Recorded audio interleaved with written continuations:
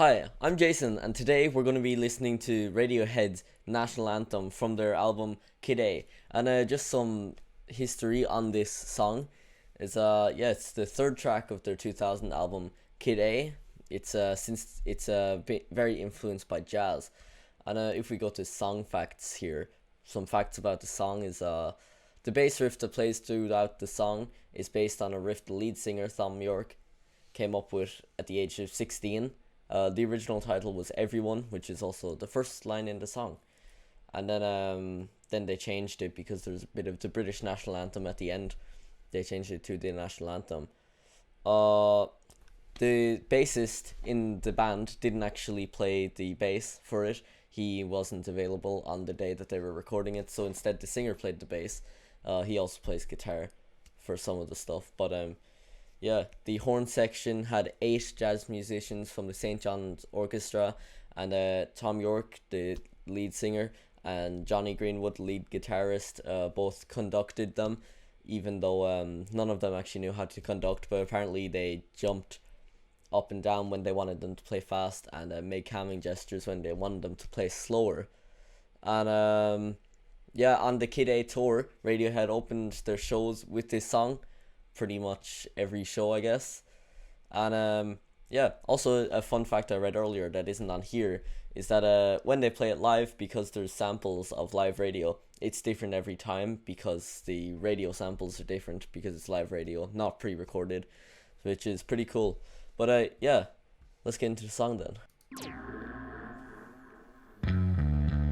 Yeah, starts off with that iconic bass riff, which I think is, if I remember how to play it right, very, very simple. It goes for the whole song. Just.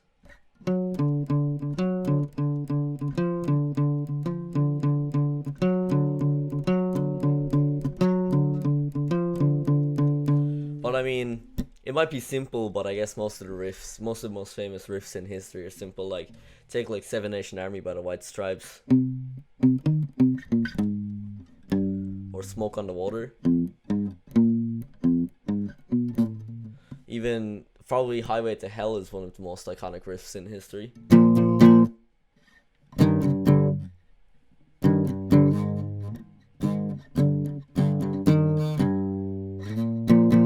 Yeah, something like that. But yeah, I think it's one of their more simpler songs. Although that being said, there's a lot going on in this song. But for most bands this probably isn't simple, but for Radiohead it probably is. Yeah, then the drums get added in, and damn, that drum beat is amazing. Also has a very long intro, this song. Actually, that instrument in the background that kind of sounds like a ghostly kind of sound, I guess you'd explain it.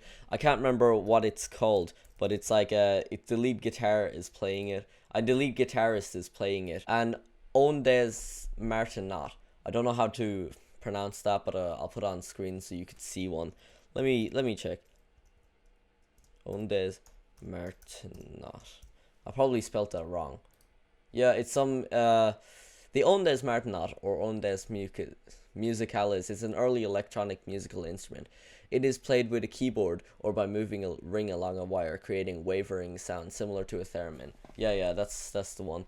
He kind of has like a ring on his finger that goes across the different keys of the piano. It's really cool. In some live performances, he's playing that, and he's also messing with effect pedals that are connected to a radio, doing the live radio noises, which yeah, it's really cool when they do it live. Oh, and then we get some ride cymbal in there instead of the hi-hat. Nice. I think the drums and the bass are pretty simple, but I mean, they hold the rhythm for the song, and they're the base of the song. The most iconic part of the song is the bass line.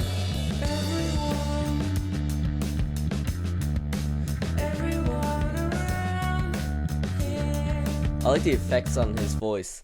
Yeah, as you can tell, he just said everyone twice there. I think it's a few times in the lyrics, but that's why that's why the song was originally going to be called everyone.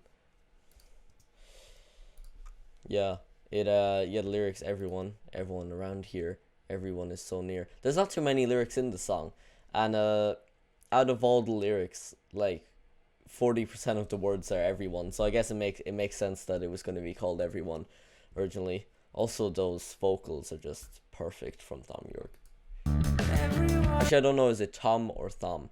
It looks like Thom because Thom, but I think it's just Tom.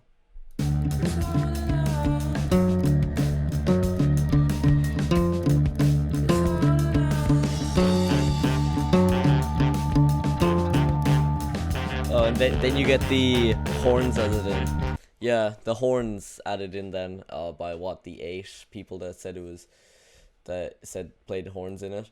What was it?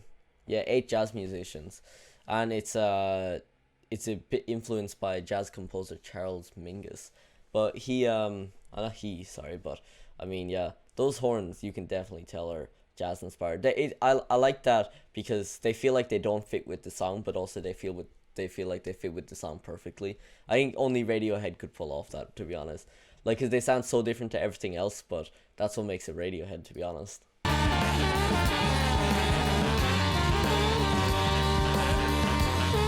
I like that. There's like this. It's got to the point where there's just like so much noise, but in a good way. Not so much noise that you kind of want to take off the headphones, but so much noise that you can't take your headphones off because you're just so into the song and so interested in it that there's so much happening.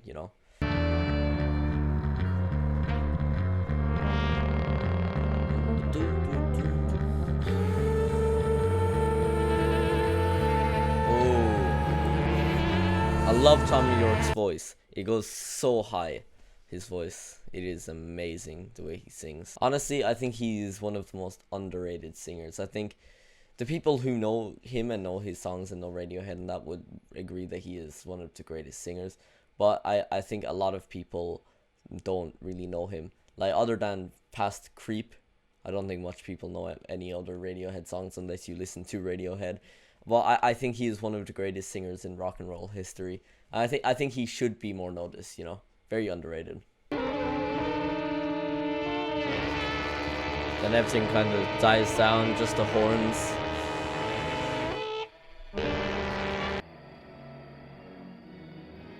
Yeah, then that's where the English national anthem comes in. God Save the Queen it is, right? That's the national anthem.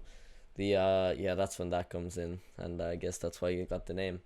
Also, the reason that the album Kid A, I just read this, the reason that the album was called Kid A was it was one of the settings on one of their sequencers when they were making the album, so they used it for the title of it.